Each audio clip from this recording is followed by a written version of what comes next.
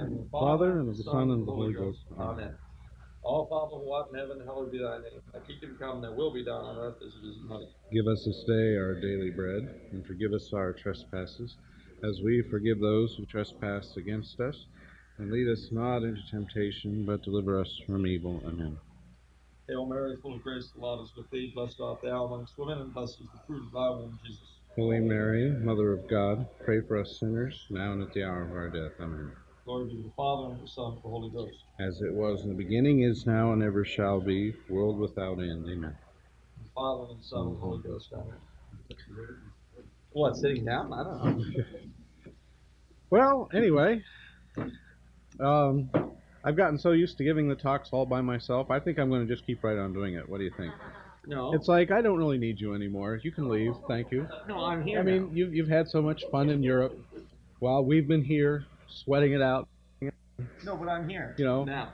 Yeah, I know, but that's home now. fine. That's fine. But it's just cool.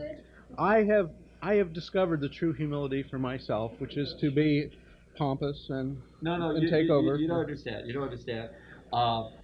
You've been carrying on alone now. I'm here to take all the credit. Do we understand ourselves? See, you've been doing the work. I've been having a good time. Now I come back and I take over. So as I was saying, that's called being upstage? Of course, I'm very upset because there's no projector here. There's no slides. We don't have our whiteboard even. Well, it's over there in the corner. We can get it. Oh, let's get our whiteboard. You need a whiteboard? Well, if you get the whiteboard, I get the colored pens. Okay, you get colored pens. This is a mature show. You understand this? Okay, only. It would be, except this doesn't work. Well, when you know. Here, you're the teacher. You do it. Uh-oh. Well. Okay, you see what you can do. I'll see what I can do. All right. At any rate, ladies and gentlemen, as I understand it, while I was away, Professor Biersach explored. Did a wonderful job. Yes, Professor Biersach did an extraordinary job of taking your place. Of taking my place and showing how useless I truly am. We know this. Thank you. But while I was away, several things happened. Dinner at Maxime's, drinks at the Hotel Ritz. Yes, a very nice show at La Nouvelle Eve. Another thing that emerged on this trip is that last year there were more suicides in Germany than traffic deaths. To which young Tim Feeney said, well, what about the people who throw themselves in front of cars? Where do they fit in? And this, it's a great question, self-identity and all that. They're profound statements. And this, but here's the thing. This trip to Europe reminded me of something very, very important, which oddly enough dovetails with what you heard last week or last time from Professor Biersach. You may recall that he discussed with you being a Catholic every minute. Well, what I saw in Europe was the result of our ancestors having been Catholic every minute. What did I see? Well, I saw McDonald's, I saw KFC, I saw all the other telltale signs of American cultural victory. It was wonderful. But apart from that, I saw cathedrals like Cologne, Notre Dame of Paris, St. Peter's, i.e. the Vatican, St. Mark's in Venice, the Stephansdom in Vienna. Oh gosh, I could go on and on.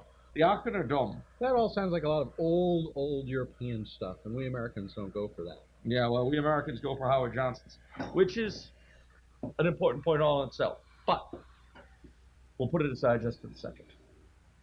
Tonight's talk is about real tradition, authentic tradition. What does it mean? Now, I know what a lot of people would say. It means going to the Latin Mass, getting into big arguments after and before that Mass, denigrating priests in general, bishops in particular. Easy targets. Picketing against the Raj Mahal, things like that. And that's all good. But it's far from the end of the story. Because it isn't enough. Not by a long shot.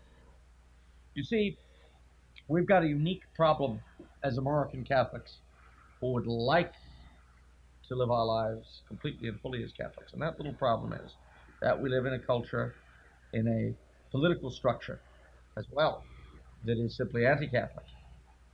Not even non-Catholic, as though there was some sort of neutral thing going on here. Anti-Catholic. And it has been so not simply since 1973, when the Supreme Court ruled that abortion was a constitutional right, and perhaps the majority of our fellow citizens flip-flopped on the issue. And it's not since 1960, when John F. Kennedy was elected on my birthday. Yep, his dad used to say, JFK is gone, but you're still here. What does this tell us? Anyway, it wasn't. When wasn't it? Well, it might have gone back to like when Mr. Webster was writing a dictionary. And decided that the word pontificate, that is, as a verb, that is, you're pontificating, is a denigration. A pejorative. What it's saying is, you are speaking like the Pope. But it's not a respectful thing to tell somebody. However, it's saying you're full of hot air. True enough. However, I'm sorry to tell you that it goes back before that? Before Noah Webster. Ah. It goes back, well, let's see, 1776, the Declaration of Independence, condemning the Quebec Act, which gave the French Canadians the right to believe in the Catholic religion and not suffer the loss of their civil rights thereby. Goes back before that. Goes back to the Pilgrims at Plymouth Rock. Anti-Catholicism is as American as apple pie or turkey. So are we going to stop there, or are we going to go all the way back to the Reformation? Are we going to draw the line at the Pilgrim's Landing? No, we're going to go back. We're going to be radical. Oh. We're going to go to the roots. Radish. Well, never mind about radishes. Radix, roots. The fact of the matter is that the dominant culture in our country, which has produced its political and social structures, is indeed, as the learned Professor Biersach has intimated, the fruit of the Reformation. But I thought the Reformation was good. I thought Martin Luther was a saint. Martin Luther King, maybe, not Martin Luther. Him too. Oh, okay. What else were you thinking? Well, I just sort of stopped right there, you know. Oh, you're one of those non-thought people. Right. All right, well, no, the Reformation basically spelled the end, although it took a long time for the patient to die. And if you wanted to assign a definite death date, you'd have a hard time. 1648, 1789, 1918, 1945, maybe not even yet. It'd be hard to say quite when the patient known as Christendom succumbed to its wounds. But sure enough, 1517, Martin Luther attacking the theses on the door of Wittenberg Chapel. That was the driving of the stake into the heart of Christendom. But you see, we American Catholics who aspire after tradition look back at these events and look back at what preceded them with a split personality. On the one hand, we don't really know what medieval Christendom, that society so formed by the faith, was like. We have odd notions, bits and pieces, more or less accurate, more or less inaccurate, what it was like. We don't really know that much. And contrary-wise, we know the world of the 1950s of the United States, which many of us who would call ourselves traditional think means tradition. As to the first part, I know exactly what the people were like back in Europe. Tell me. They were just exactly like we are now. Oh, they were they? Exactly. Do They had tell. the same thoughts, the same political goals, same philosophy, same theology. It was exactly the same. You lie. You lie like a dog. No, that's what a lot of people have been telling me. Oh, well, people have been telling you. God forbid I should disagree. However, I've just been to Europe. And I've wandered amongst their artifacts like a archaeologist in the Valley of the Kings in Egypt. And I can tell you, well, let me backtrack. With me was young Timothy Feeney. And Tim Feeney and I stood at many, many royal tombs in Westminster Abbey, although of course we got to see people like Oliver Cromwell and folks that you don't really like very much. At least good people don't like very much.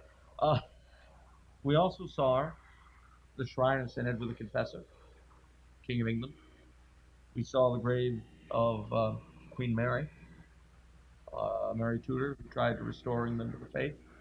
We saw the tomb of Mary, Queen of Scots, who could have saved her life on her throne if she had given up her religion. In Paris, or north of Paris, at the Abbey of Saint Denis, we saw the tombs of the French kings, or the bits and pieces that were left after the revolutionaries desecrated them. And all the bones of the French kings rest together in an ossuary because they had a hard time telling them apart by the time the mobs were done. But nevertheless, separate and apart, still they have the graves of Louis XVI and Marie Antoinette, who stood there and prayed.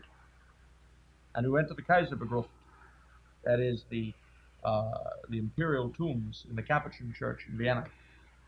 And there we saw the Empress Zita, who was entombed in 1988. There we saw Franz Joseph, the great emperor who ruled from 1848 to 1916.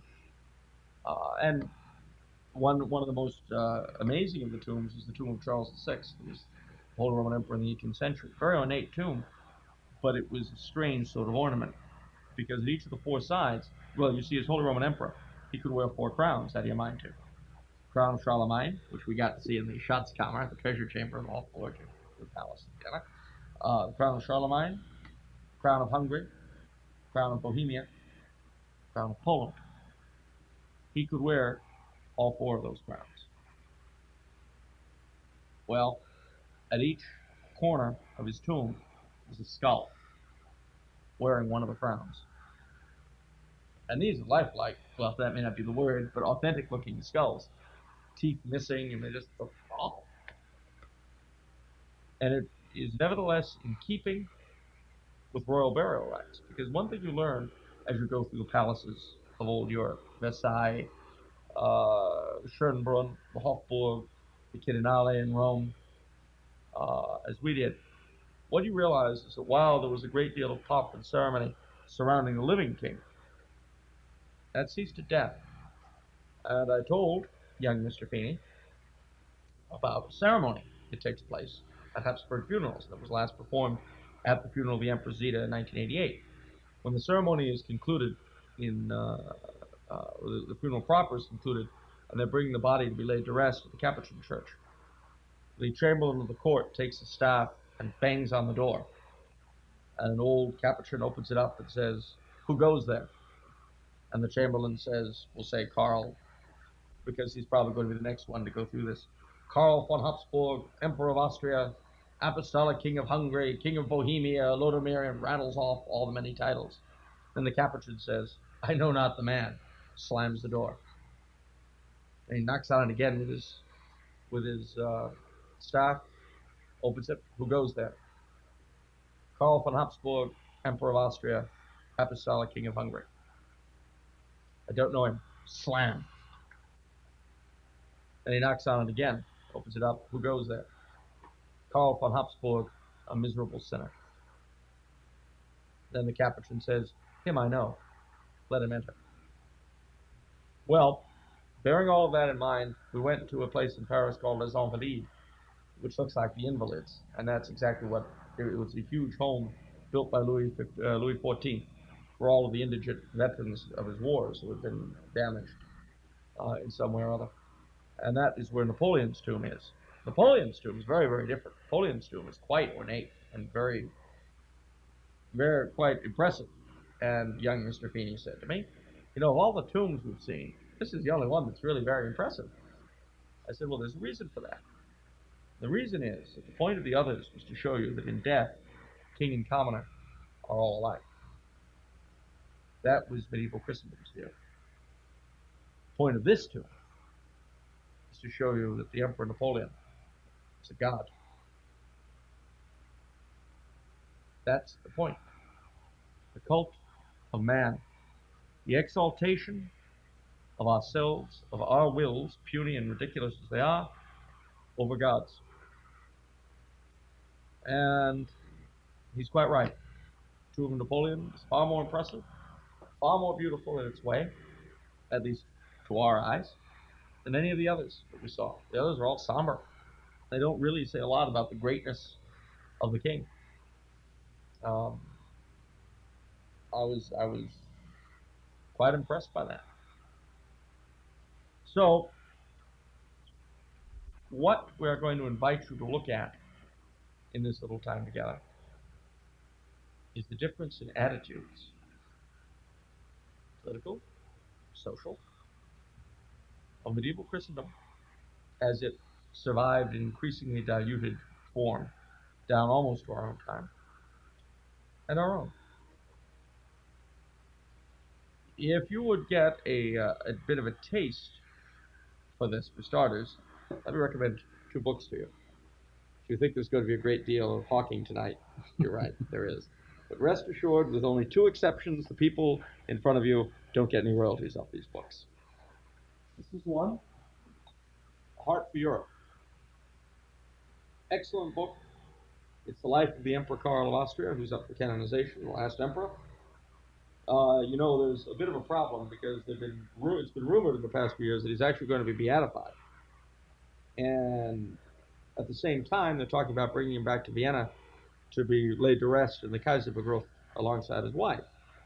Well, of course, I'm hoping that they'll do the funeral before they beatify him, because if they don't, slam. Who goes there? Karl von Habsburg, a blessed. Okay. I guess I better let him in. It kind of ruins the point, so I hope they do put the beatification off until after the funeral. The other, Well, blesseds were sinners. yeah, but but then Yeah, you wouldn't slam the door on St. Clair or something. no, I don't know her. The Kingship of Christ and Organized Naturalism, another important book, talks about not just the notion of Christendom, but also how it decayed and why. Okay, I think what we need to do is kind of stop. Okay. Okay, this has all been sort of like introductory, hit them with a lot of one-liners. All right. All right. Ready I for think we. liners? Ocean liners? I think we need. Red liners? Flat liners? I think we need to compose ourselves Oh. and get a grip on what it means to live in a Catholic society. Oh. Now, see, we're used to saying, "Oh, the United States is a Christian society," but of course, that doesn't mean anything. No.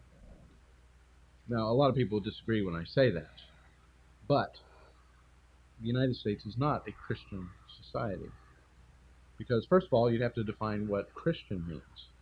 Okay. And the way I'd approach that is saying, well, when the first martyrs were dying in pagan Rome and being butchered by lions and torn apart and, arrowed to death and speared to death, they believed certain things. That's why they were suffering that kind of persecution. Right. Do most of the people in the United States today believe the same thing those people believed? Well, they believe in being nice, yes. They believe in some. Well, they have faith in faith. Well, Certainly the first martyrs were that way, weren't they? could have faith in faith. Yeah. Well, let me carry the point a step further, if I may. Sure. There was a saint named Tarcisius. Does anyone remember Saint Tarcisius? He was a little lad. He was a boy. 12 or 13. He's the patron of Eucharistic ministers. No, he's not. He's not. All right. But at the time, the Christians, and at that time, the word Christian was synonymous with Catholic. Well, that's just because there weren't any other kind. There weren't any other kind, yes. But that's the only reason. But this lad was given the task of taking the Blessed Sacrament to, was it someone who was ill or something like that? At that time, that had to be done because the church was under severe persecution, and a child had a better chance of sneaking through the city than an adult. And he had the Blessed Sacrament tucked away under his garment, and he was found out by some Romans, and he was beaten to death in the street. And and he's a saint. He was sainted, and but the thing is, he died carrying the body of Christ to the streets of Rome. Now, and we call him a Christian martyr. How many people in the United States today would first off believe in the Blessed Sacrament, let alone die for it, be beaten to death for it? And if they don't believe those kind of things, do they belong to the same religion Tarsicius did? And the conclusion has to be no, that something has changed along the way. Something has changed, except that it doesn't have to in the individual. That's always the start of it. Can I tell you another story? Sure. Okay. You all know that to the north of us there's a province called Quebec, which is the best province in Canada. The world. You bet. From whence my ancestors came. But in common with the other provinces of Canada, the gentleman at the apex of the administration is a personage called the Lieutenant Governor. And he is the representative of the Queen in the province. As you know, the Queen is the Queen of Canada, and she's also thereby Queen of Quebec, Queen of Ontario, Queen of British Columbia, and so forth. So in each of these provinces, like in the nation as a whole, there's a Governor General in Ottawa who does everything the Queen would do if she lived in Ottawa, opens Parliament, passes the Royal Assent, and so forth. Well, the Lieutenant Governor does this in the provinces. Well, in 1964, a gentleman was appointed Lieutenant Governor of Quebec who was called Paul Comtois. Looks like Comtois. Paul Comtois was a very good Catholic, was a very loyal subject of the Queen, and he was a pillar of the Conservative Party in Quebec, the Union Nationale, all of it. Well, in 1966, a funny thing happened. At his residence, which was called Bois de Coulanges, or Government House, a fire broke out in the middle of the night. So Paul Comtois first brought out his guests and his family and the servants, and then he went back to say the Blessed Sacrament from the private chapel inside. Paul Comtois was coming down the stairs with the Blessed Sacrament, and the stairs collapsed. So, as they found after the fire, he put the Blessed Sacrament under it and got on top of it. Well, the fire killed him. He was a big man. Burned off his arms, but it didn't reach the Blessed Sacrament. He succeeded. Very few people have ever heard of Paul Comtois today, because in Quebec, there's been what they call the Quiet Revolution. I mean, sort of an embarrassment, so nobody likes to talk about it, because he epitomizes everything French Canadians were, and that they are, for the most part, no longer. Even people with all the best ideas in the world have never heard of Paul Comtois out there. And yet it's a story, when I first heard it, very much like St. Tarsicius. He gave his life for the Blessed Sacrament. And in a nutshell, in those two stories, the one in the early days of the church and the other not so long ago, you have the entire foundation of Christendom. Right there. Because in medieval Europe, all of life centered around the Mass and the seasons of the church year. Nothing that we would have in the way of a public ceremony today was done without a Mass, without the Blessed Sacrament. If say you had a kid and you wanted me to be the godfather, we'd have a Mass celebrated to honor that fact. You and I would receive communion together. Because people didn't receive communion then as often as we do now. Of course, they went to confession more often, so I guess it all evens out. But the point is that yes, that the faith meant something. Ah. Last time I was talking about St. Thomas More, who was willing to give up everything he had, his physical wealth, his health, his family, his position, and finally his life, for only one proposition. Which was? That the Pope is the head of the church. That's all. One thing, one sentence, you can say it in a few words.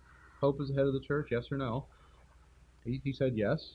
King Henry VIII said no. Guess who won? But the point is, you see, today, after living in the United States, growing up here, which is just like living in a whitewash of the strange kind of anti-Catholicism, which is really anti-Christian. You know, a lot of these people who call themselves Christians, Christian ministers, Christian Bible study goers, and all this kind of stuff. What's really going on is that they are in part of a machine that is gradually trying to grind the Catholic Church into little bits. You know, it's like a Bible study. Take the very idea of a Bible study. A bunch of adults, or even young people, get together with their Bibles and dare to assume that as they read it, they will understand it. That they'll know what phrases that were penned thousands of years ago in some cases. They'll know what they meant, and they'll get inspired at the moment, and they'll pick a line, and each person will say, well, you know what this means to me? You know what this means to me? You know what this means to me? You know what this means to me? And it's like, if someone like Tarcisius was sitting there, he'd be appalled. He'd say, what are you talking about? What the heck are you talking about? No, but don't you see, if you and I and all these folks here are dealing with a passage of the Bible, and we come to a consensus of what that passage means, then that's what it means. Except if it didn't. Well, then we'd be wrong, but that can't be, because it wouldn't be democratic. Well, like when Jesus said that I am the bread of life. Okay, well, if you think that's literal, that he is the bread of life, and then I say, no, I think he's being poetic. Then we go around the room and each person comes up with their own idea, and we win, then that means he's not the bread of life? Yeah. Because, see, this is where you've got it all wrong. Exactly right. See, here's the problem, ladies and gentlemen, where my learned professor has gone way off the track. We live in a democracy. Now, what a democracy means is that reality adjusts to the will of the majority. If, for instance, the majority say one day abortion is murder, and the next day they say it isn't, it changed. One day it was murder, and the next day it wasn't. But see, now we have a better understanding of these things. Precisely. Because, you see, truth is not objective. Truth is what the majority claim it to be. Of course, the majority have to be carefully guided in their decisions by those who know best. The media say. Isn't that true? If it's true in politics, it must be true in religion. And if it's true in religion, it must be true in politics. Mustn't it? Well, I'll say one thing. When I don't have the great European experience you have. I mean, I've been there, but not on the grand scale you've been. But I did notice something about places like Canterbury, Salisbury Cathedral. I've been to Notre Dame. Yes. See, I've been a few places. I'm not totally a stone, lodge in my driveway. I've been to El Segundo. But I noticed that these people spend a lot of energy building these gigantic churches. And you know what? They must have been celebrating things like art because they had all these stained glass windows that were several stories high. Like Notre Dame has that big rose window that must be bigger than this building. I mean, it's huge. And if you've seen pictures of that, and it's like that man artisans spent a good portion of a decade or whatever making that, when they could have been doing things like collecting money for homeless animals or something. But they spent money and time building stained glass and statues. Have you ever, statues? You want to see statues? They got statues. They got statues, and it's like, well, isn't that the celebration of man? I mean, in our country, we celebrate our religions by building little shoe boxes with, take a cement slab, another cement slab, and sort of knock them together, and we have a church. Are you saying St. Rita's isn't beautiful? Well, in a primitive sort of way.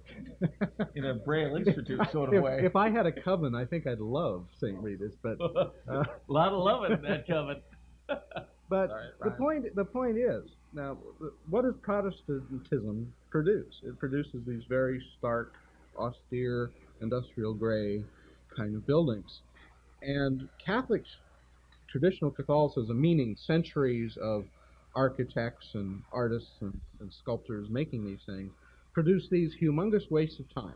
Precisely. Let me tell you something. Years ago, I took a retreat at St. Andrew's Abbey in Belgium, And one of the fellow retreatants was the directrix of liturgy for the Diocese of San Bernardino. She too had been to Europe, and she was a convert from Protestantism. I don't know what to, but from Protestantism. And she said that if it hadn't been for Vatican II, she couldn't have become a Catholic. And I said, do tell. And she said, and I quote, I've been to Europe. I've seen all those awful old cathedrals. Look at how much money and time was wasted on them. So I repeat, you've gone off the track completely. I tend to do that. You're wrong, simply. My dad was a railroad engineer too. I mean, it's just, and it must really make him sad that I can't stay on the track. I can prove to you that you're wrong. Okay. All right. Firstly, Let me brace myself. no. All right. Firstly, you'll admit that those cathedrals and palaces and the rest of it were the product of a given social order. No. However, by our standards, that social order was hideously unjust. It was non-democratic. Right. We know that democracy is the greatest good. Ergo, they were awful. Who are you going to believe, me or your own eyes? As the great Groucho Marx said. Now, our Lord said, can a good tree bear bad fruit? Can a bad tree bear good fruit? I was about to get confused there, ladies and gentlemen. It's easy. Now, stop for a minute. That way of life, that social order, produced those things. Our way of life, our social order produces what it produces. Can a good tree bear bad fruit? Can a bad tree bear good fruit? You are implying that Notre Dame and all the rest of that trippery are greater than what we make. And in so doing, you are condemning our society and the theories upon which it's based. Let me tell you, our democracy is based ultimately on a very important principle, a religious principle. I hope you're all aware of this. It is.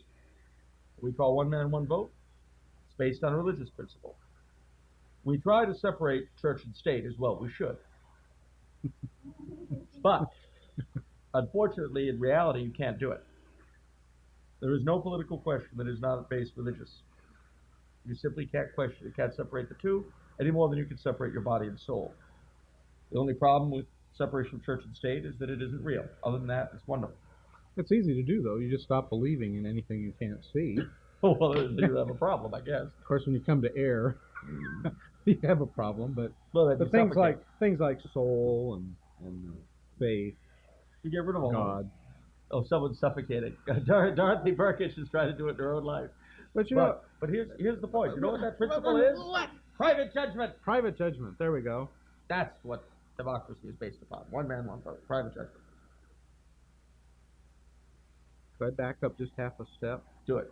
Okay, because, see, one of the things that I noticed when I was in such, especially, well, this happened in England, when I went to Canterbury Cathedral and Salisbury Cathedral and a few others that I don't want to impress you that I went to see. But there I was, To be honest. and Go ahead. and I noticed a great many statues had smashed faces. And a lot of them had been repaired, but obviously this had happened centuries ago. And to this day, a lot of them haven't been fixed. Or if they've been fixed, it was done with plasters that discolored. And they all really need to be done again, And it's like, I remember asking the guide, well, why are all these statues, and it's not just in your church, so I wasn't insulting him, I was like, it's not just your church, it's every church around here. All the statues, the faces are smashed. And he said, well, that was Cromwell's doing. When Mr. Coulombe mentioned Cromwell earlier on, it's like, that's when I developed my opinion of Oliver Cromwell. Oh, you It had nothing to do at the time with religion in the sense that I would deal with religion today. It was, here's all this beauty, and some jerk came through with a sledgehammer and smashed it, saying calling upon the phrase graven images. And obviously, even at that, I was in college at the time. I knew enough about the Bible to know that that there were graven images in that sense in the Holy of Holies of the Temple of God in Jerusalem. You know, so the graven image phrase never meant you can't have statues, because there were statues of gold in the Holy of Holies.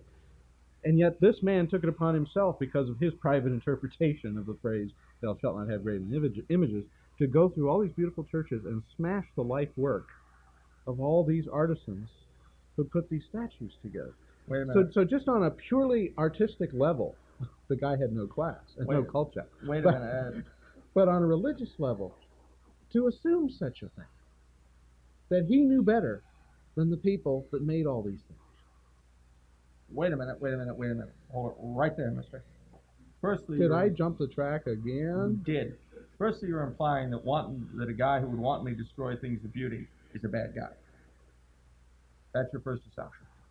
No. But if you'll accept, excuse me. But if you'll accept that, you've just convicted a whole generation of clergy who looted our churches. Oh yeah. And since we know you wouldn't want to do that, Oliver Cromwell was a good guy. If he weren't, our bishops wouldn't have emulated him, now would they? I guess. Right? You're making me feel uncomfortable tonight. And it was so nice when you weren't here. I know. When I was the kingpin. But I'm back again, just like a long lost friend as I melt the years away. Well, it's true. But I'm doing my best. Because you see. Oh, thank you. It's tough love. You have hit upon a terribly open vein, which brings us back to the social order of Christendom, and of which Oliver Cromwell dedicated his life to destroying and producing what we have now.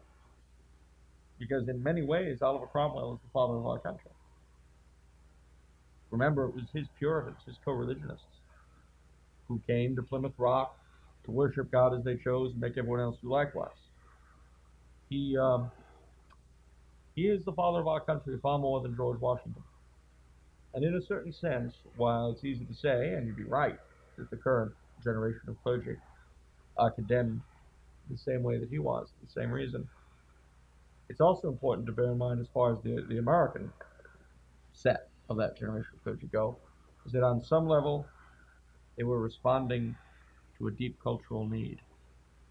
How many times, those of you who remember the period before the council, how many times do people, the intellectual Catholics, act embarrassed by the profusion of statues in our churches, by the ornateness of altars?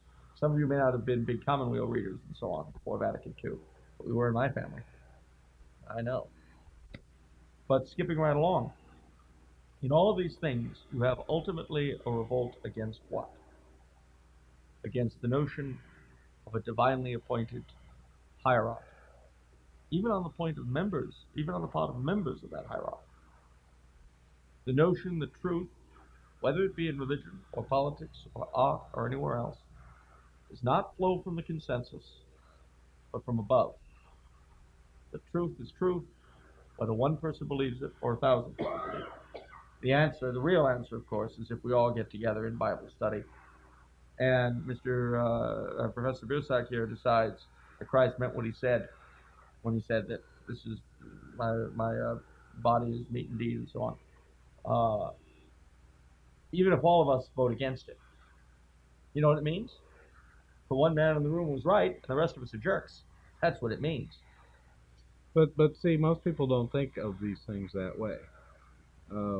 For example, if let's say we were a bunch of people living in the year 500 BC, mm-hmm. and we were discussing the shape of the world, we could come up with all kinds of interesting answers. And they did. And maybe the thing is, the world was round, or actually elliptical, but close enough to round to say that. And it always has been and always will be until it's destroyed at the end of time, and that's the truth. It doesn't matter what anyone thinks about it. And God is God, no matter what anybody thinks about him. And the rules that he set in motion are true rules no matter what anybody thinks. And so when someone says, "Well, I can't believe that," there's like this metaphysical answer to that. So, What's your point? You can turn it around. Well, I believe the world is flat.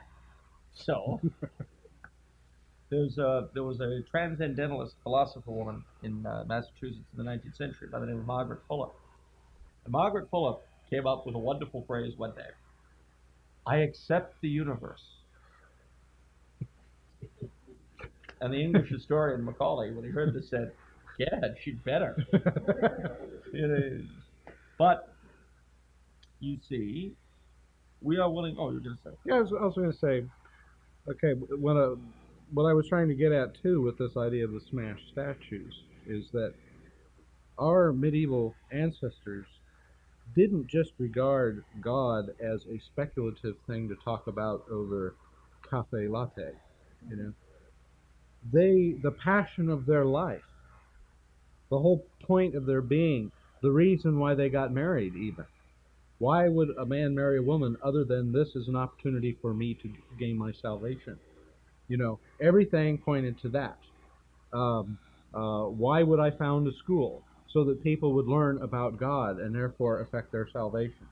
Why would I be a farmer? Well, probably because my father was a farmer. And I'd why? like to eat. And why would I carry it on? So that I could eat. But in doing so, I would plant every seed for the glory of God.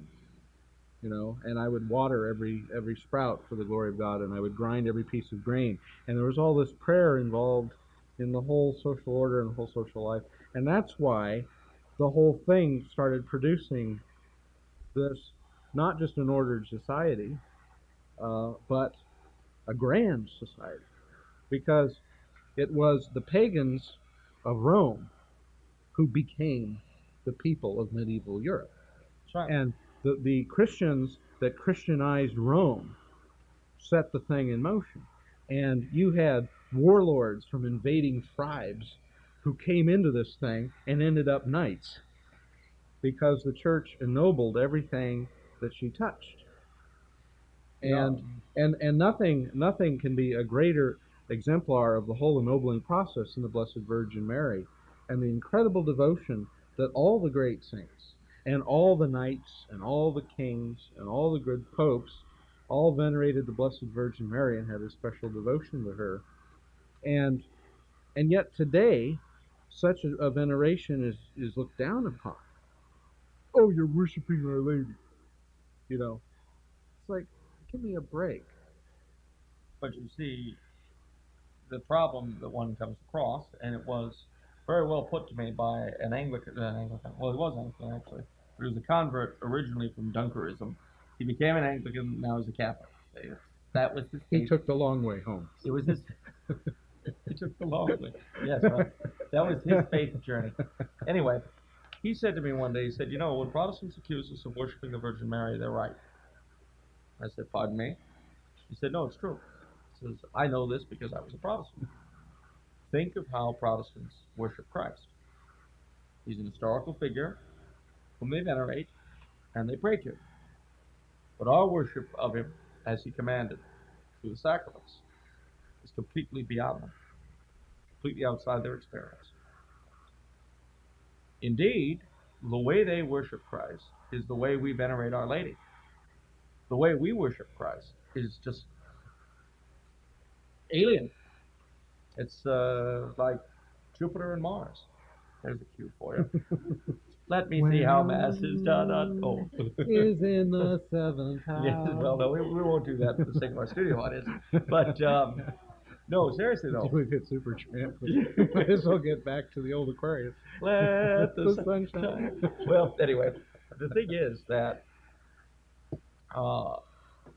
medieval Christendom was indeed a society of veneration. It's been said that Our Lady, that the whole point of medieval Christendom was in fact Our Lady.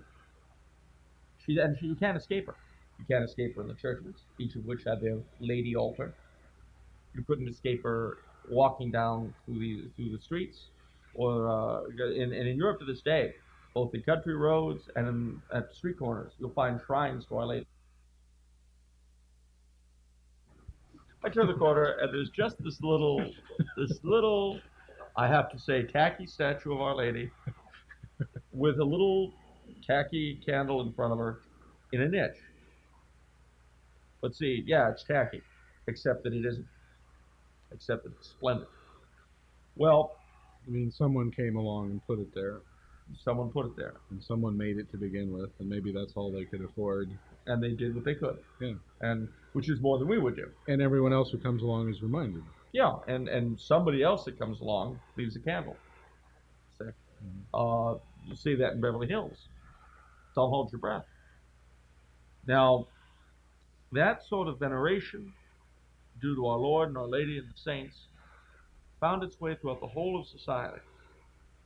Everything and everyone was honored in its due place. Because, and here's where their society differed from ours completely. It was a society of hierarchy. Did I spell that right? Yes, I did, except that it was an R there. Of hierarchy. Now, authority and power are two very different things. And we don't understand that, because in our day there's no such thing as authority. But let me explain. Power is the ability to make things happen.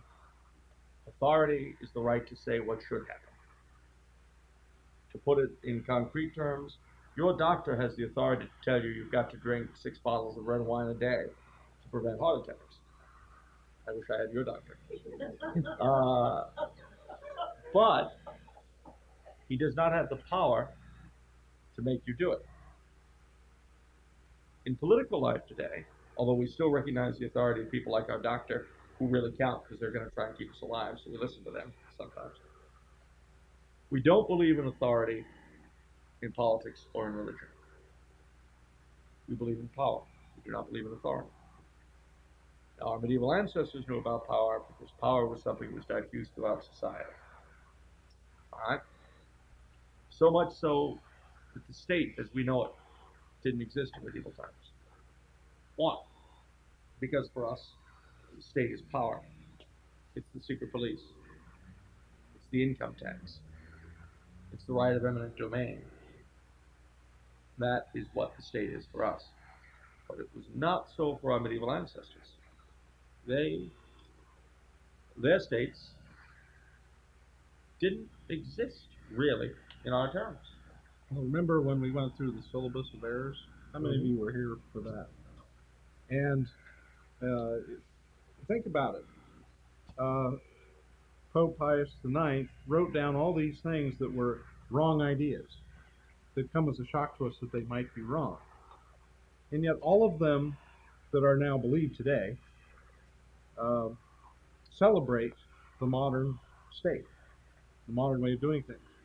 And yet all of these things are wrong. Therefore, the state that existed before that had to be something entirely different. We never stop to think about that. If the separation of church and state is an immoral proposition, then what kind of a state would you have where the church and the state were inseparable? Well, that's what they had in medieval times, where the king was as much a part of the church structure As the priest. Yeah. And it being 8:30, I think we and should, since there's goodies piled up over there. goodies galore. I think we should probably devote the next half to exploring the medieval state, such as it was, and how it worked back and forth with the church. But we must spend at least 10 minutes doing munch duty. So we're going to take this opportunity for a break now. Be back in 10 minutes, and we'll see you then. Okay. Well, will all those no longer present please raise your hands? Okay. All right. It was a trick question. Will we be graded on this? All right, gang. Well, we're back in business. We've got a list of things here. Now, It's very light, I can hardly read it. well, it's okay. You're not supposed to. No.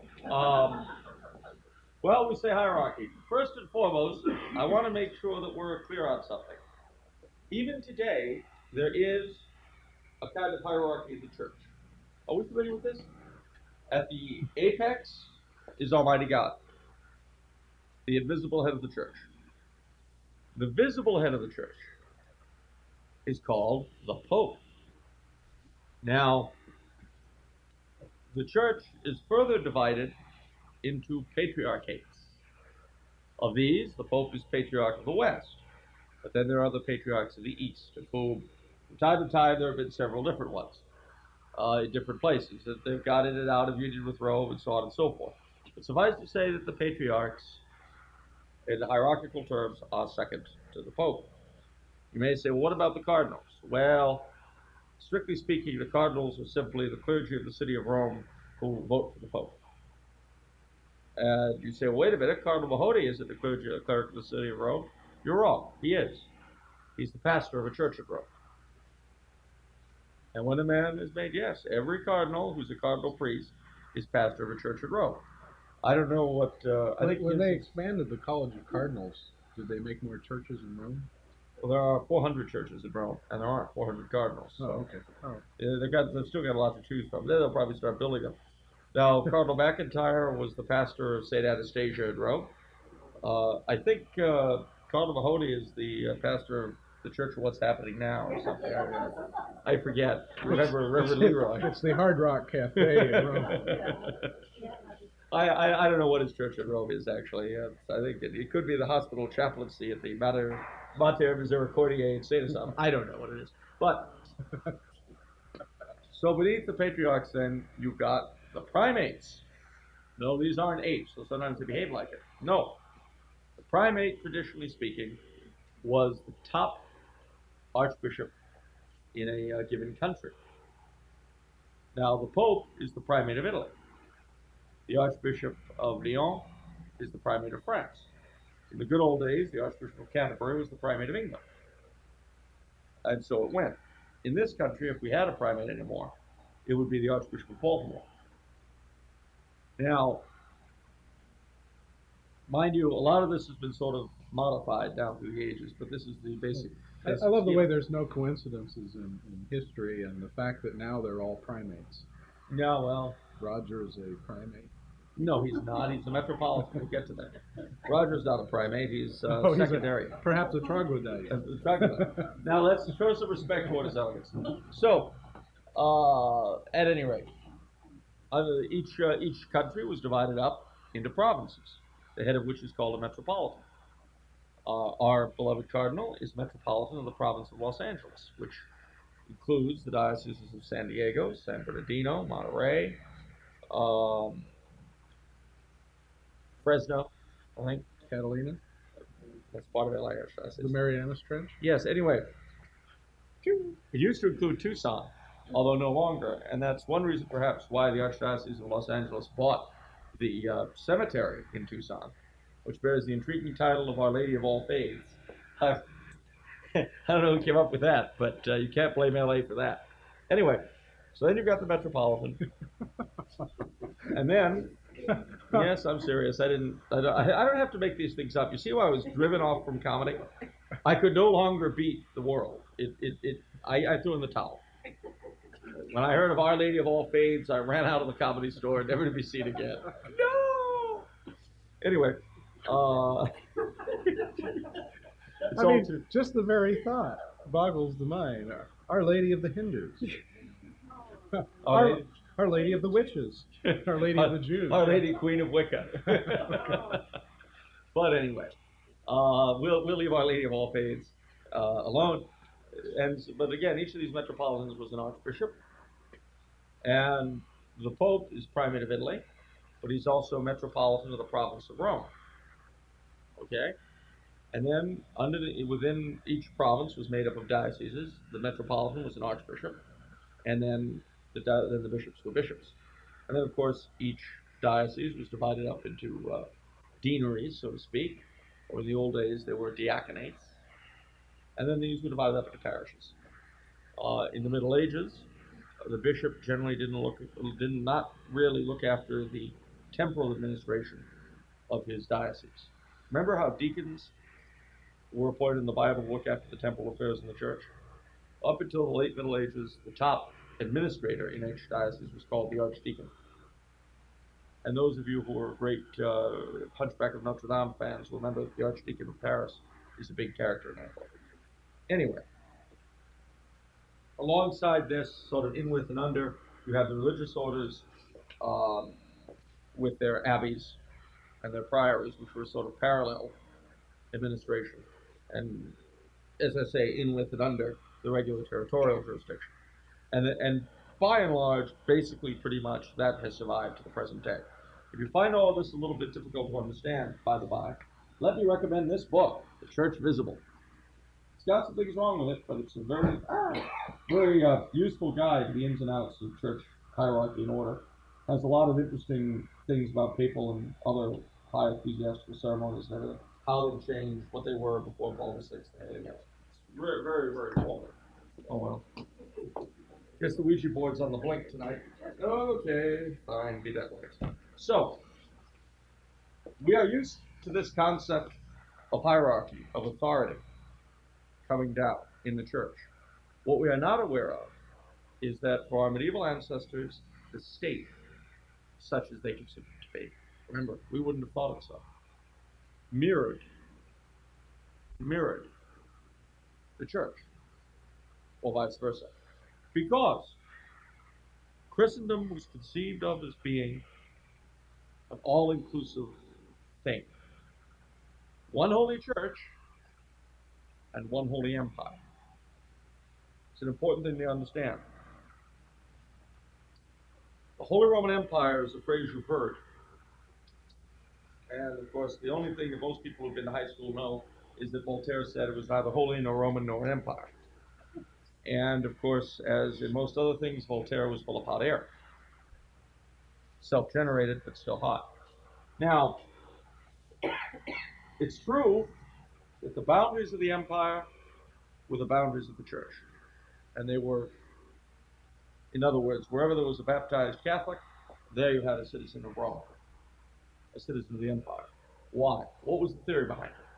Well, you may remember that the Emperor Constantine beheld the cross before the Battle of the Milvian Bridge. I was at the Milvian Bridge on this trip, and I said to Brother Leonard Mary, "Where's the cross?" He said, "Who says you're going to conquer?" Shut me up. Anyway, I was at Mel's Bridge once. did you conquer there? No, but I found Bert's Beanery on the corner.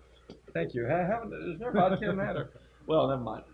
Now, what happened, in a nutshell, was that the Roman Empire, under Theodosius, became the Holy Empire. When the Emperor Theodosius made the Roman Empire a Catholic empire, it changed. It was no longer what it had been. And in a real sense, although we speak of the fall of the Roman Empire, it never happened. We think in 476, the last emperor in the West was deposed, and so on and so forth, and that's what we call the fall of the Roman Empire. The people living then didn't see it that way. Not even the man, Odoacer, who deposed the last emperor in the West, thought that he was ending the Roman Empire. What he thought he was doing was abolishing a separate empire in the West and reunifying the empire. Instead of attempting to wear the imperial insignia himself, he sent it to Constantinople. This is an important thing. For the Franks and the Visigoths and the Ostrogoths and all these people that we remember, they took over Rome politically, but they did not think they were killing it.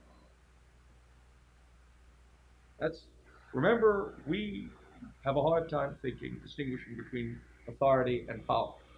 So far as these barbarian nations were concerned, when they set up their little kingdoms on the soil of the Roman Empire, although they had the power, they were submitting to the authority of Rome. And Rome was a Catholic empire. Well, I won't bore you with the details, but suffice to say, in year 800, Christmas Day, because the the Byzantine Empire was no longer able to defend the papacy, in a nutshell, from the Lombards. You remember Carol Lombard? You never forget about Carol Lombard. She doesn't come into the story. Anyway, I was asked that once, though. I was lecturing on this, and somebody said, "Well, what about Carol Lombard?" And it was serious. She died in a plane crash. What do you want? Anyway, the but and because of this, the Pope called in the Franks, who oddly enough lived in France, to defend him against the Lombards. Oh, yeah, that's really that. Yeah, okay. And then, yeah. Okay. So to reward Charlemagne for having defended the papacy, the Pope called back into existence the empire in the West. And thus, on Christmas Day, 800, Charlemagne was dealing at St. John Lateran for communion.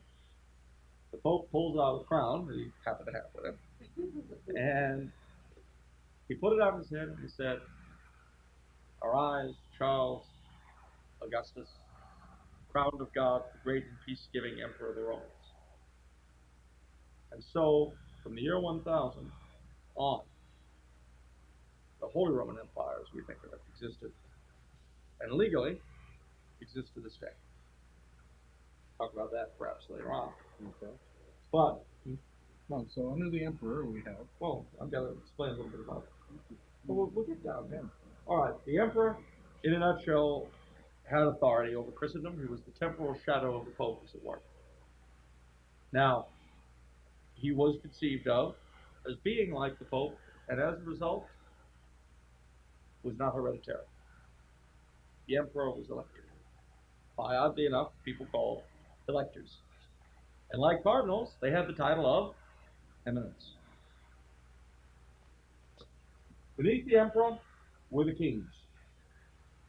And while later on, the territory that the emperor directly ruled, Germany and Italy, sort of fell to pieces and got completely out of control.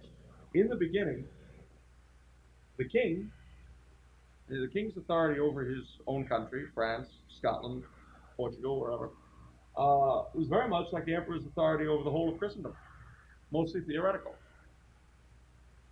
Now, we would not recognize it as anything. It would be nothing to us, but it was everything to them. People talked about, the king could control his capital city if he was lucky, and he had his own court, which was sort of small, out of which developed cabinets as we know them.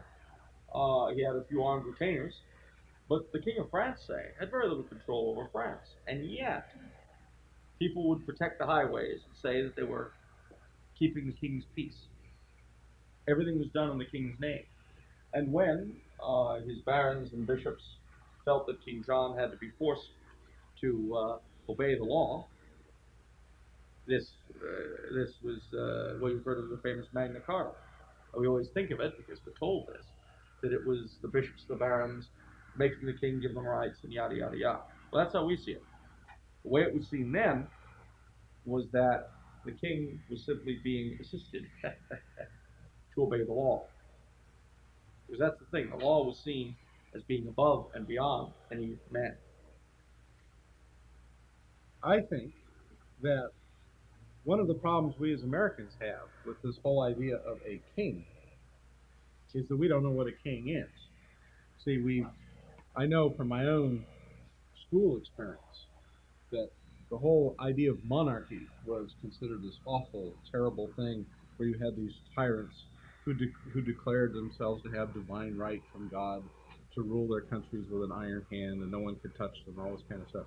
And it's like, all that whole business is simply a response to the deterioration that happened to the kings after the Reformation.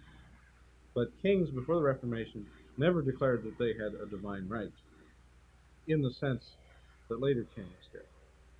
But the divine right of kings is a Protestant phrase. It's not a Catholic phrase. Yeah. And also the only kings we have, or the only royal families we have today, all anybody knows is Prince Charles and Princess Di. Princess Di. I like her. She's blonde. Where you have a royal family that's been reduced to a figurehead position in a parliamentary government, where they and they're really uh, making a mess of their lives in public and so on. And it's really sad. This has nothing to do with what kings used to be. I think you mentioned earlier that there's no difference between a king and a pauper.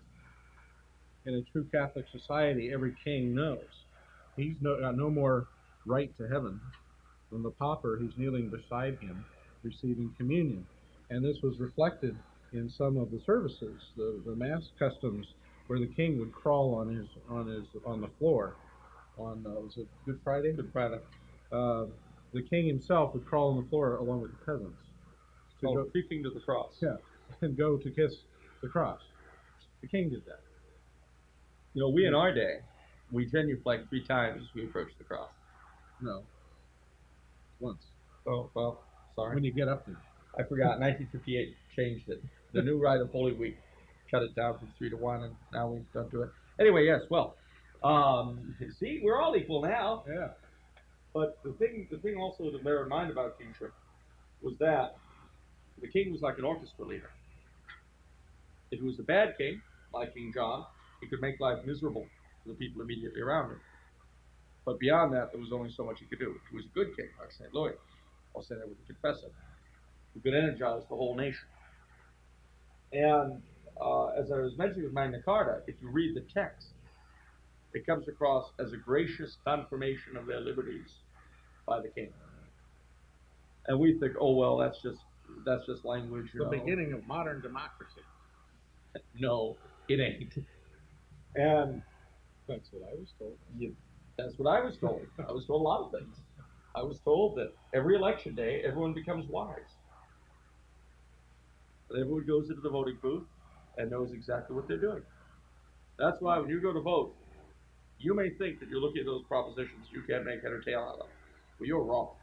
As soon as you get into the booth, you become the Oracle of Delphi. I know this because I was taught that in school. Sister Mary Esther would never lie to me. She had a picture of FDR on the wall, so she had to be faithful. So, that was the thing about the king. He, if you look at the liturgy that developed around the king, if you look at the Roman Pontificale, you will see the rite of coronation of kings, and it was a sacramental. You know the oil of baptism? In your old missal, you'll notice it has a little thing. The oil of catechumens is used at baptism, is used here, there, and the coronation of kings and queens. Just drops it off like that. Stop. Come back. Look at that. The coronation of kings and queens.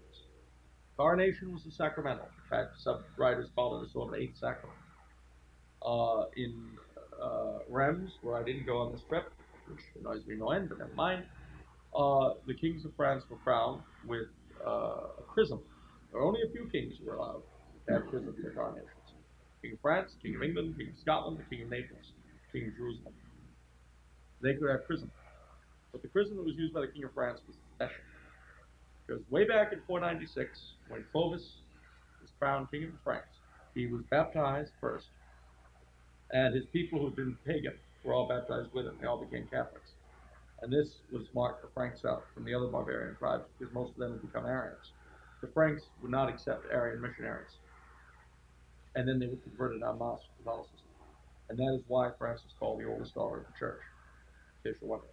It's not that she was the first country to become Catholic. She wasn't. She was the first of the Western tribes to convert en masse to Catholicism. The Visigoths, the Ostrogoths, the Vandals, they all became Arians or went to Hollywood, whatever. Now, what happened was that when Clovis was baptized, the holy Saint Remigius, who baptized him, was going to crown him, a la King David. And the Holy Ghost descended from heaven with an ampulla of oil, which was used then and at every coronation of French kings down to 1825. And during the Revolution, when the revolutionaries were smashing Rheims Cathedral, they smashed the holy ampulla. Then they ran away. And as soon as they were out of sight, the priest gathered up what he could of the contents. And in 1825, when it was necessary to crown King Charles X, everyone was like, well, what are we going to do? We don't have the sacred ampulla. And this priest, by now very old, stepped forward and laughed and said, oh, you do? Here it is. He didn't have the vessel itself, but he had the contents. And I've just seen a picture of the Duc d'Anjou, who's the head of the House of Bourbon today. Just visited Rums, and he was there holding this ampoule of holy oil. Yay big, so there's still a lot left.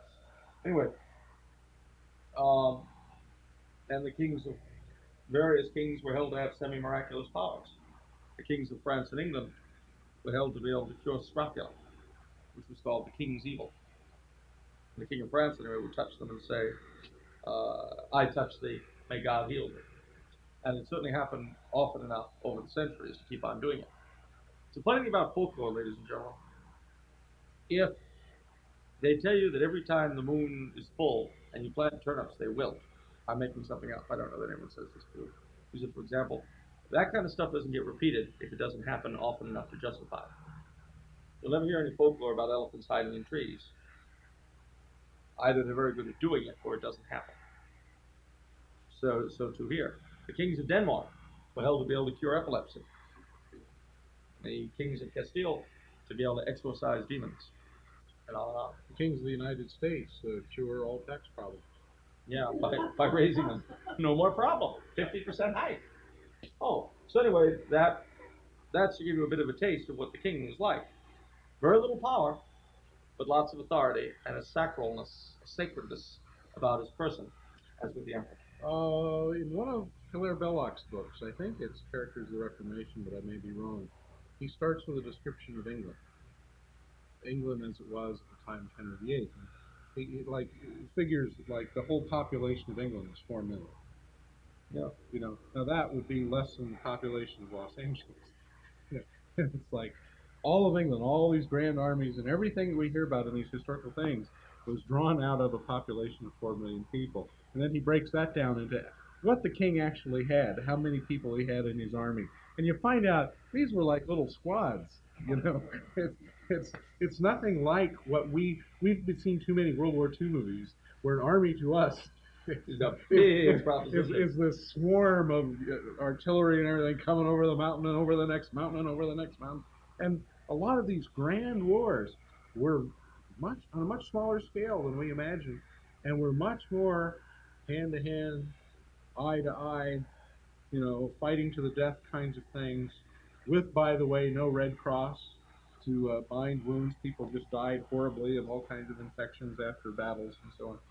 And it's like life was lived, you know, right on the stone. There wasn't a great deal of time for reflection for most people. Yeah. But moving down. Moving down. Now, when I say we're moving down to the church, I don't mean the church qua the church. No. I mean the clergy. You see, they had in the Middle Ages... Clergy are not as high as kings? Hard to believe. For the ones we know. But, well, never you mind. We don't have any kings, so... These next four strata were generally called the estates, the cortes, parliament. The church was represented by its bishops and its abbots. They sat on every council that any king would hold, from which our modern parliaments developed. They were great landowners, abbeys and dioceses in their own right. And they had all sorts of... Every province ran its own, of Europe, ran its own life in accordance with its own laws. And they were all terribly different. So, for instance, you'd have some of the abbeys of Germany were imperial abbeys. And the abbot was not just abbot of whatnot, he was also a prince and sat in the imperial diet. There were royal abbeys in the other countries that were very similar. And the same is true of not just of bishops, but also chapters of canons. And if you don't know what those are, in a nutshell, the canons were the senior clergy that ran the cathedrals and lived with the bishop like monks. You've heard of the canons regular, like the Norbertines? Well, they were based on the canons secular, who were these people that ran the cathedrals. And one of the great fights between Rome and the American hierarchy in the early days was that Rome wanted our bishops to have chapters of canons, and our bishops didn't want them. And so we don't have them. Guess who won? But anyway, you had things like in Lyon, in France, all of the canons of the Cathedral of Lyon were counts, by virtue of becoming canons. They were noblemen, comme ça. And they actually owned part of the city of Lyon and ruled it in common the way they ruled the cathedral. It was quite fascinating. But the church did more than that. The church set the tone. The feast days of the church were public holidays. Our word holiday comes from holy day. And everybody, from the court of the king all the way down to the meanest peasant, celebrated the same feasts in very similar fashion. The kings would march in Corpus Christi processions, as Bill mentioned. They'd creep to kiss the cross on Good Friday. I was going to say too, it's hard to imagine life before a welfare state, but in these times, the church was a large part responsible for taking care of the poor, and the network of monasteries across Europe was a way for travelers to always have a place to stay. They didn't have Motel 6. No. But they did have monasteries. And oddly enough, these places were centers where travelers could stop, pilgrims could stop. They were also centers of agriculture and science. They weren't these lazy places where people just sat on benches inside and mumbled. It was hard work to live in the monastic system, and it was out of that system that you had a lot of the early study of agriculture and horticulture and animal husbandry. Because they had enough organization to have property on which to conduct the experiments. So our whole view of that time period and the church's place in things is so atrophied compared to what it actually was.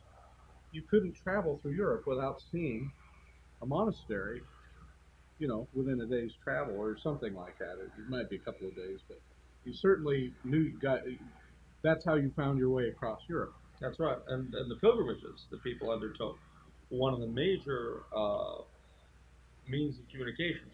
So one thing about this period, although I suppose we'll mention it before we get to the peasants, people generally did not travel a lot. Most people never went further than a few miles from where they were born, unless they went on pilgrimage. And then, who knows where they'd end up. The other thing that's interesting in terms of our own California, which of course started out as an integral part of Christendom, was that the missions functioned very much this way, the way that the old monasteries in Europe did. And there were people, as in medieval Europe, who spent their whole lives just traveling from mission to mission. That was all they did. They'd go up and down, and there were 21 of them at the end. So, spent a few days at this one, keep on going up. There was in fact, a Baptist fellow from New England. I forget his name now. I think he was Chapman. And this fellow was a pirate. He was a member of a pirate crew. And the Spanish were able to capture him in about 1810 or 11 or something. And he became a sort of itinerant handyman on the missions. I think his name was Chapman, Don Juan Chapman. Well, he converted to Catholicism, became a very fervent Catholic.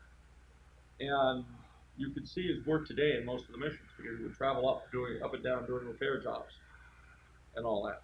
But that was so very much like a chapter of medieval history, that man's life. Yeah, we must at least touch on what we were talking about the other night, the real founder of the city of Los Angeles. We should. Can anyone tell me who founded the city of Los Angeles? Armand Hammer. No. You know, you don't say. All right, you lose. Do we say it? Has anyone ever been to the plaza? Have you ever seen a double life-size statue of a fellow looking sort of interesting? No? No?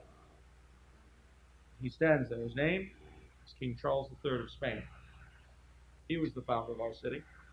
He decided precisely where it was going to be, because his explorers sent back to him a map, told him where the land was, what it was like, and he said, here. That's where you'll build the city. See, that's one thing we tend to forget here, is that we were a part of Christendom. You know what the Spanish called the Southwest? Beautiful name they had for it. The Northern Rim of Christendom. I can't top that. Try. All right. So the other thing you should know, though, about But then that's why Point Conception would be the furthermost. Is that the furthest westmost? No, never mind. No. Okay, never mind. nice idea though. The actually Sonoma was the furthest north they got. The other thing you should know about the church is that the abbeys and so forth were big tenants, or landowners, so they had a lot of tenants. They used to say life under the mitre is sweet. And the reason for this is that when a landlord would die, his predecessor or his successor, his heir, had the option of raising your rent a little bit, not cash wise because they didn't really have much of a cash economy, but in terms of the amount of produce you have to cough up to it. But because the abbeys did not die, they simply continued. If you were a tenant of an abbey, your rent never went up. Hence the phrase, life under the mitre is sweet. And one of the great complaints that the historians who are in favor of the Reformation say is that you had these huge tracts of land on which the rent never went up.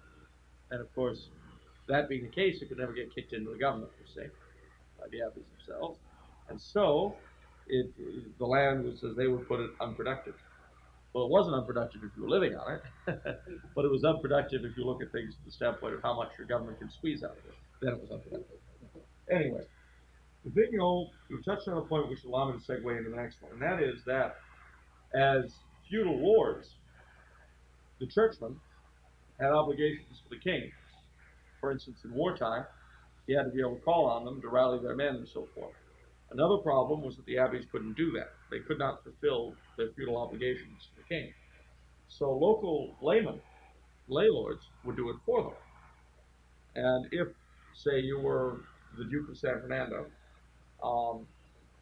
and King Richard Reardon wants to go to war, well, obviously, San Fernando Mission can't send off its people to go fight. So instead, you as Duke of San Fernando take on their responsibilities, and you are called the advocate of the mission, the advocate of the abbey. That's your title. And that's why one of the titles, I'll just tell you by and by, of the emperor was advocate of the Holy Roman Church. Because he was seen to have the same relationship to the Pope that a local lord did to an abbey of which he was advocate. Anyway, the nobility were an interesting bunch. These were your knights, your dukes, your princes, and so forth. It was a mostly, though not entirely, hereditary caste. You know what their major business was, really? War. They were the ones who fought. And fighting was not something done by commoners, unless you were being attacked by non-Christians. If the Vikings or the Arabs or somebody were attacking, you bet. Everybody, we got to go out. But normally speaking, it was not the business of common people to fight. And until the French Revolution, when they invented the draft, another great benefit of democracy for us, commoners didn't fight. They had another thing, you shall see, that they did. But the nobility did other things. They were supposed to give an example to society. They were supposed to live by honor. They were supposed to administer what passed for government. I say what passed for government. What was government in those days? Mostly judicial decisions. We mentioned law earlier. Well, law for them and law for us, two different things. They did not believe in legislation, in the making of law. They believed that law already existed, and that it was the task of man simply to discover and live by it. Parliaments and the estates and all this, they basically existed to raise money for something extraordinary. If the king needed money for anything beyond what his own estates brought him, he'd gather his churchmen, his nobility, and some of the commoners, as you see, and he'd say, gang, this is what I need, this is why I need it, can you get it for me? And they'd say, yes we can, no we can't. But they did not make laws. Law already existed. As I've said, every province had its own. I must insert, Please. since you mentioned knights in relation to nobility, that if you go through the old text and see the oaths that knights took, again, here we have this kind of 20th century idea of what knights were all about. Most of the knights would spend, before they were knighted, 3 days before the Blessed Sacrament, fasting and praying before they would receive the honor. And also, they would take an oath, and there were several different arrangements of what they called the Ten Commandments of Chivalry. And basically, it was a list of things that each knight would promise to do. And in all these lists, the number one responsibility of a knight is to defend the church. That's the number one thing why a man became a knight.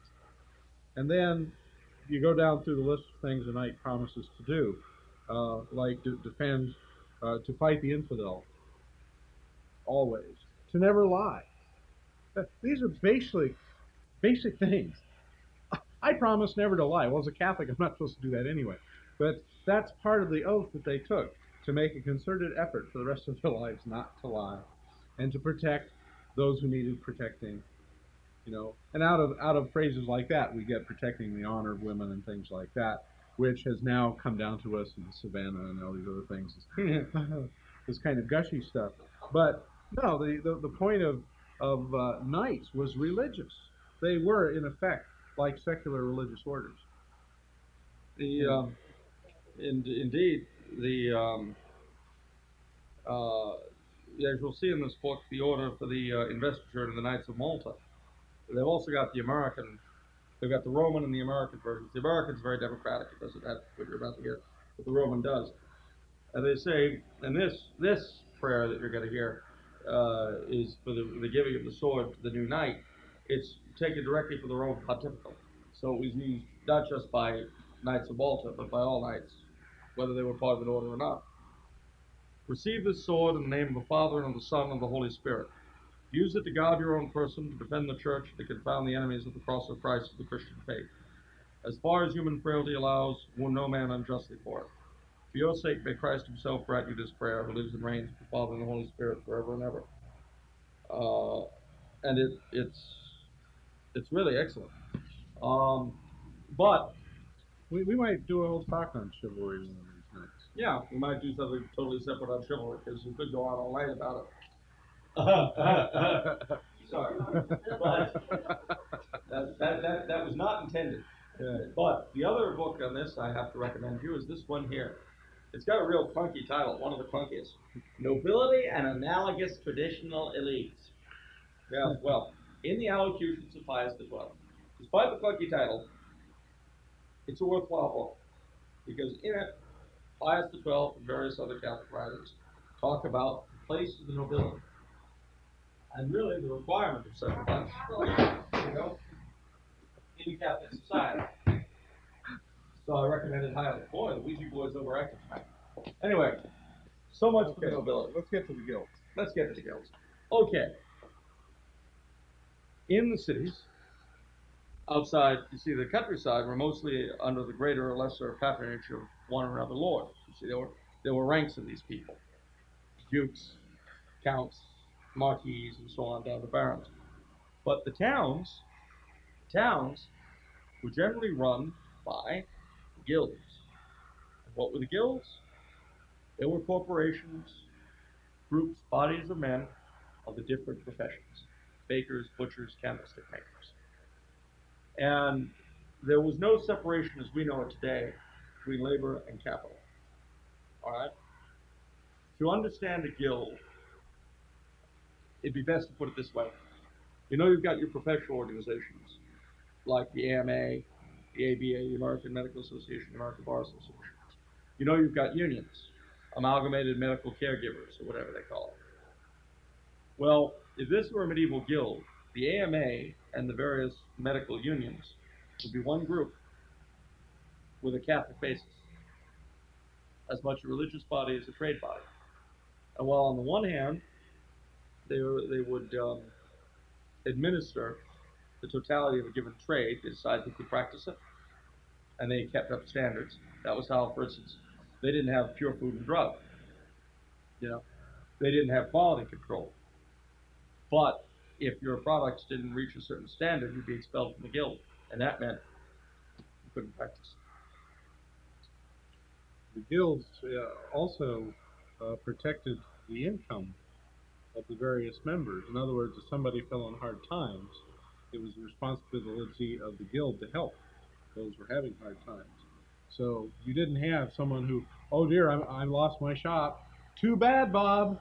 And then everyone else scrambles to buy it up, like they would in this country. So very often, either in a major, if the city had a cathedral, then there'd be a side chapel that was the baker's chapel. And once a year on the feast, on the patron saint of the baker's day, they'd all attend mass and receive communion together. Also for the great public ceremonies, Corpus Christi, and so on, where you'd have these, all of the holy days that we have processions of. These were big affairs in the Middle Ages, and all of the guilds would contribute the equivalent of a float. Only it wouldn't be a float; it would be a sort of cart with a play going on. And this was done to reflect a given aspect of the mystery of the feast. These were the famous mystery plays. They were put on by the guilds. In most European towns, not all, most, the heads of the guilds were the people that administered the town. And that is why in many a European city to this day, what we would call the city hall is called the guild hall. Because the guilds ran the town. And Gosh, I wonder what a town would be like if it was run by people that prayed and went to mass together. well, the mafia used to run Chicago. Incidentally, I have to insert this in here. If you're thinking of something to get somebody for Christmas, and if you know they like mystery stories, I highly recommend the Penguin Classics collection of Father Brown mysteries by G.K. Chesterton. I don't know if you ever heard of those, but old G.K. wrote, must be over 100 short stories about this priest around the turn of the century who solves all these amazing crimes. The reason it comes to mind is there's you're wondering what's the connection, Joe? Talk about Zsa Zsa now? No, go ahead. No, in one of the stories, there's this situation in a town or a manor or house or something where there's this ghost that's been haunting the place for centuries. And the story about the ghost is it, I forget what trade he had, but first off he was Jewish, and he was persecuted by the people in the town, and then he lost his shop and his job and all this other stuff. There's this whole story around this ghost, and so everyone's acting about thinking that this story is true, and this has to do with the crime that's in progress. And Father Brown, who sort of like me, kind of short and fat and always has this kind of twinkle in his eye, is sitting there. I thought it was bloodshot. Go ahead. No. Anyway, he's sort of there, and it's like he always sort of comes to these awarenesses while everybody else is running around. He kind of goes, blink. Oh, well, of course, that whole story isn't true. And he gives them a little lecture about, you see, if you knew your history, you'd know that first off, the Jews were never persecuted in that way. In fact, they were protected. All right. In fact, people would be burned as heretics, but the Jews were always protected by the kings. And then secondly, anyone who was a member of a guild would never have been allowed to starve by the rest of the guild, and so on. And you get this whole little history lesson in the midst of this detective story, you know. So I just point that in since Christmas is coming up. And he'll teach you those Father Brown stories. That's true. They're very good on that element. Okay. So those are the guilds. Ooh. Now, Peasants, I'm hungry. the peasants are revolting. Of course they're revolting. They don't bathe. Old vaudeville joke. The peasantry, the poor, oppressed peasantry, serfs. Awful. Just awful. Any of you all who are old enough to remember the Civil War in China will remember, after the 40s, will remember that our media called Mao Zedong and his band of cutthroats agrarian reformers who were out to help the peasantry. You may remember that. Those of you who are old enough. Those of you who aren't will wonder what I'm talking about, but it doesn't matter. The peasantry are generally pointed out to generations of school children as the oppressed people upon which the whole society rested. Well, it is true that the whole society rested on them. But were they oppressed? Well, no. For starters, they couldn't be deprived of their land. Now that seems like a small thing to us right now, but if you remember the history of our country, you may remember something called the Great Depression. One of the things that destroyed the family farm in this country was the wholesale eviction of farmers from their land. The serf could not be evicted. He had to work, it varied from place to place, but an average of 30 days a year for his lord. Of course, you work 167 days a year for your government to pay the income tax. So we know that you're free and he was oppressed. Um, he had holy days of obligation, several a month, besides Sundays, upon which he was not only encouraged, but in fact obligated to refrain from heavy labor, and in fact to give himself up to mass going, and after that, general amusements of various sorts. Well, also, during Lent, he was expected to be fasting.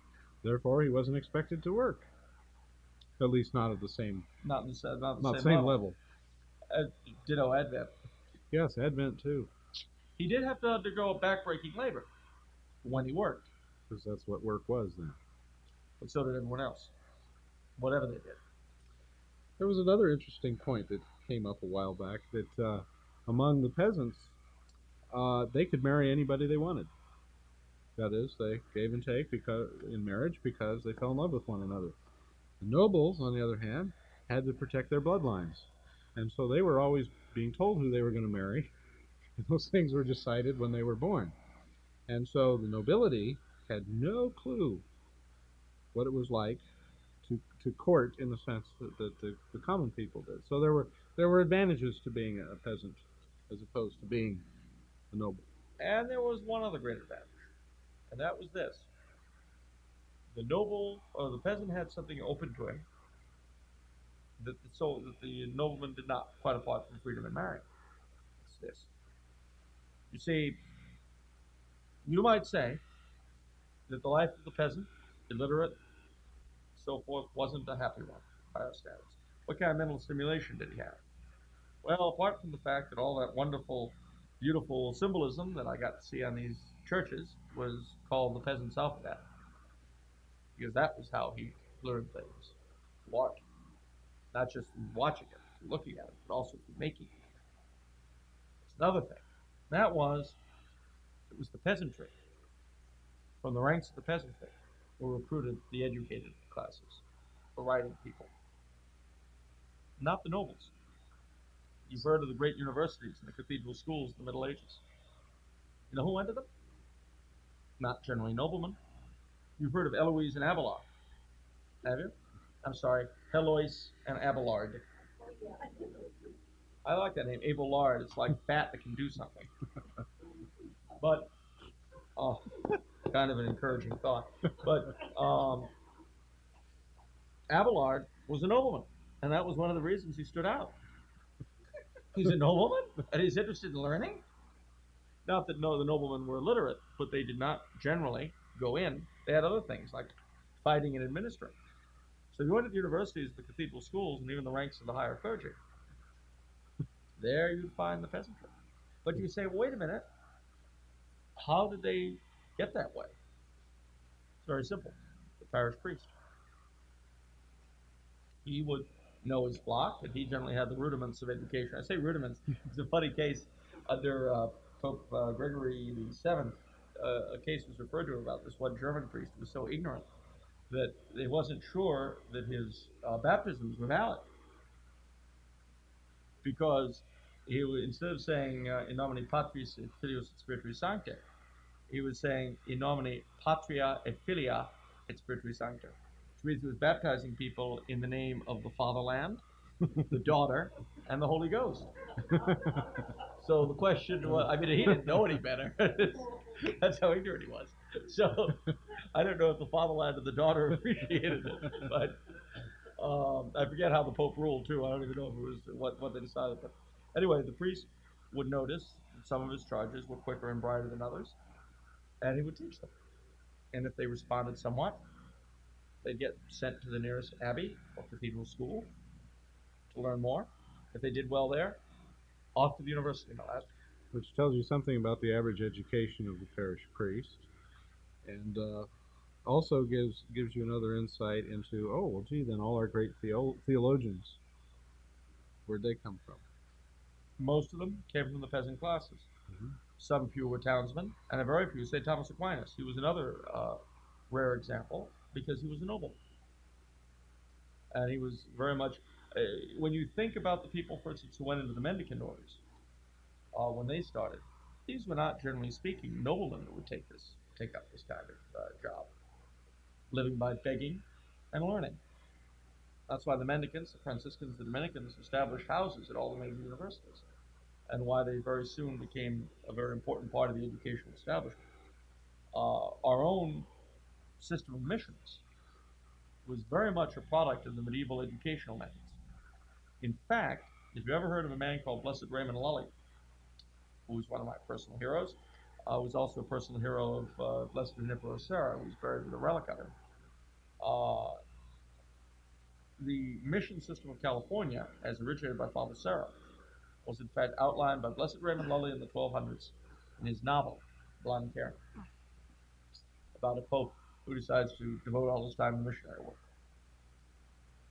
See, Well, if you read the lives of the saints, if you go through the various books, it's interesting how many popes were peasants.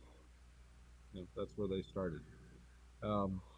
So I guess we could beat the point into the ground, but again, we've been given this image of the peasants. I don't know if you've ever seen Monty Python and the Holy Grail, but the way they distinguish peasants from kings is the peasants are covered with filth, and the king's taking a bath. This is the big difference. And it's not put in exactly those terms, but that's what you. But that's probably the way most people think life was like. Is that they were just these filthy, disgusting people. And it's like, yes, life was hard. We have no appreciation of the standard of living that we enjoy, where the people in the poorest parts of Los Angeles live better than kings used to live, in terms of they have hot and cold running water, they have utilities and all this, utilities. There's all these, public works and all this stuff. And it's like kings in the old days had chamber pots like everybody else, and hot water was fleas like everybody else. Fleas and bed bugs. All those things, and they complained about them too. They complained about them, but what's astonishing is that what's hard to get across was the vivid interplay between every sector of medieval society. These were people, if you read their writings, one of the great, I think, deficiencies of some of our Catholic education, places like St. Thomas Aquinas College or whatever, is that they'll encourage people to read the medieval theologians, but they won't have them read medieval literature. And this is a terrible mistake, because that is where you see how the people were thought and how things were. It's interesting, for instance, if you read Chaucer's Canterbury Tales, most of the people of the Canterbury Tales are not very admirable, including Chaucer himself. He portrays himself as a real boob, and he gives himself the most boring tale of the whole set, to show he wasn't all that bright. But what he also does is that for the three estates, commoners, knights, and clergy, he has one shining example. The miller's brother, the parson. Remember, the miller is a peasant, and so by origin is his brother, the parson. And then the knight. And these are the three admirable people, meaning the three great classes of medieval society. They are the exemplars. Everyone else are schmucks. And why? Fallen nature. Because here's the thing, and you always hear people say, oh, you mustn't romanticize medieval society. They're right. They were just like us. One major difference. They knew that there was such a thing as objective truth. They knew where it was, and even the worst of them tried to orient themselves to it. The whole point of the Canterbury Tales is that, yes, all these people are schmucks, but notice, they're not just on a train going to a convention. They're all on pilgrimage. And the last tale, of course, It's not on the table. Right? No, it's is, on the tail. is table, the Parson's Tale, which is available here. which is an examination of conscience. Yeah. At the end of the Canterbury Tales. That's the tale that I know we never read that in my course in English literature at college, or any course in English literature I ever took. Never seemed to get around to the last tale in the Canterbury Tales. We always petered out before that. I wonder why, because when you read it, it tells you what sin is. Talks about birth control and abortion. Yeah, I mean it's pretty amazing stuff considering the time period, and the sophistication they had to sin. Yeah. You know, it's like uh, the again they were a lot more sophisticated and had thought out a lot more things. You know, they weren't dumb. One of the big travesties of our time is we think because we have electric lights that we're smart. And I'd be impressed if we knew what electricity was. I know what it is. It's the stuff that, like, where I turn the light, I turn the switch, light goes on. I know exactly what it is. This is absolutely true. In my class at school, I have to teach about how electricity is generated. And there's a lot of things that generate electricity, like microphones. This microphone here is generating electricity. It's turning our voices into electrical impulses that go down here and become flux patterns on tape. You see, I know some of that stuff. I think they hired me for that reason. But anyway, Knowledge is good. well, that and I wear good T-shirts. But anyway, the what I have to tell my classes when we put the insides of a microphone up on the board and draw them real big, what it boils down to is a sound wave comes in the front and pushes against this membrane called a diaphragm. And glued to the back of the diaphragm is a copper coil. And the copper coil is sitting in a magnetic field. There's two magnets, metals that are magnets in there. And the copper coil moves around in this magnetic field, and there's a couple of wires attached to the copper coil, and electricity starts flowing through the coil and goes down the wires and off to the tape machine. Now, I tell them that this is what's happening, and they look at me really funny, like, what are you talking about? You move a copper coil around in a magnetic field, and that's making electricity. And then I have to say, well, haven't any of you ever visited Hoover Dam? Well, they drive over it on the way to and from Vegas.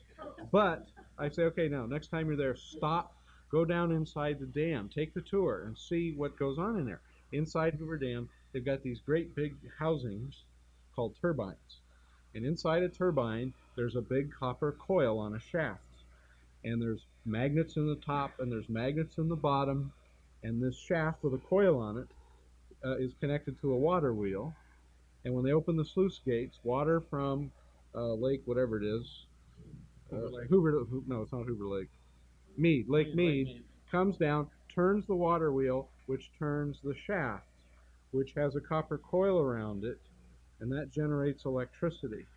And then I have to stop and say, now listen, folks, listen very carefully. Our society is based on the premise that if you wave a magic wand around, you get electricity. Now tell me the difference between that and Gandalf in The Lord of the Rings, the wizard who lifts his staff up and lightning shoots out.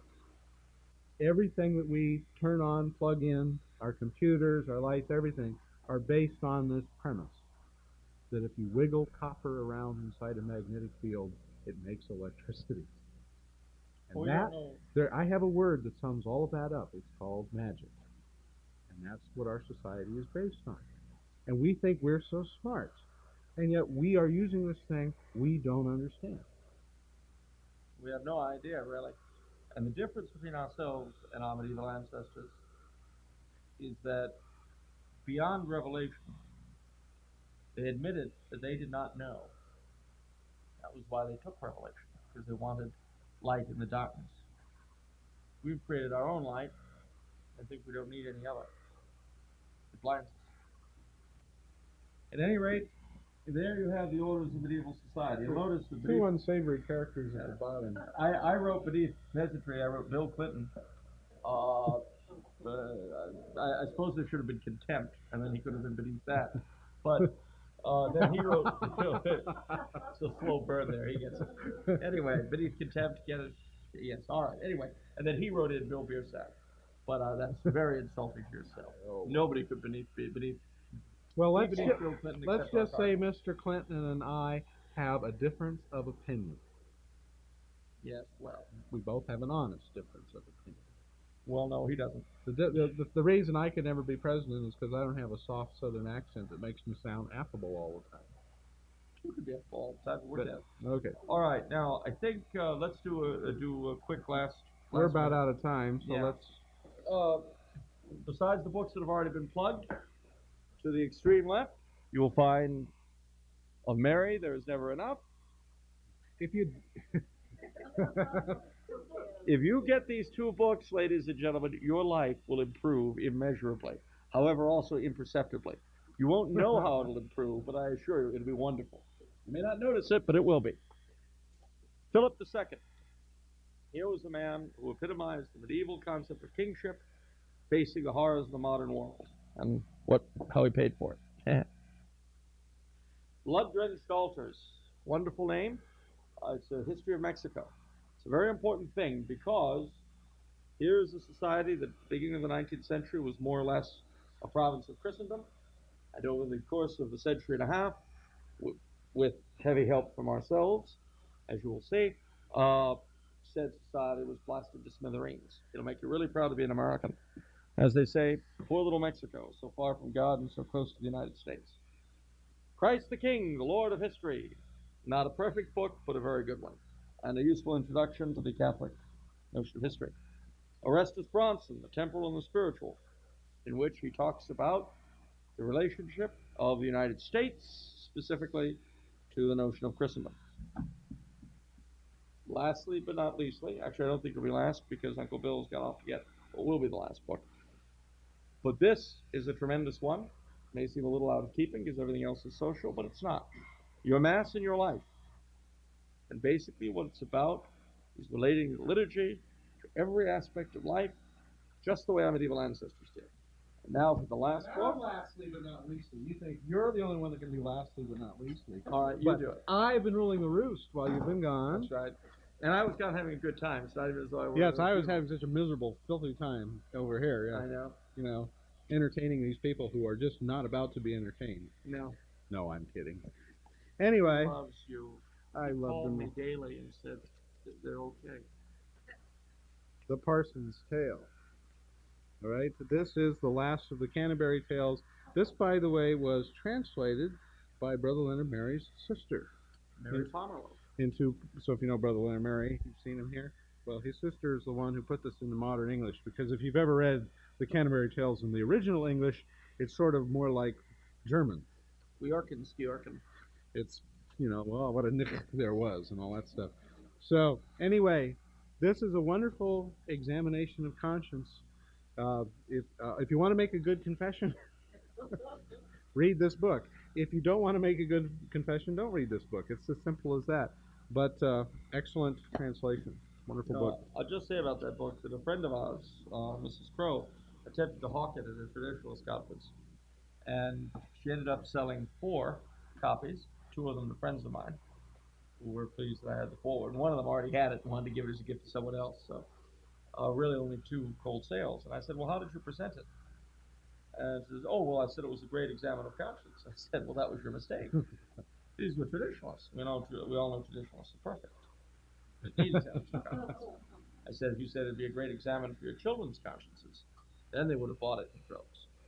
Anyway. Okay, how many of you have started a novena to St. Rita? Remember last time I said, get a novena card to St. Rita and start a novena to St. Rita and see your life change? And get one to St. Philomena while you're at it. I'd encourage you all, get some of these little novenas, get that little booklet on devotion to St. Joseph, and just every morning make it a practice to perpetually do a perpetual novena to 4 or 5 saints. Start getting these saints involved in your life. When you wake up in the morning, They don't get jealous. They're above those petty.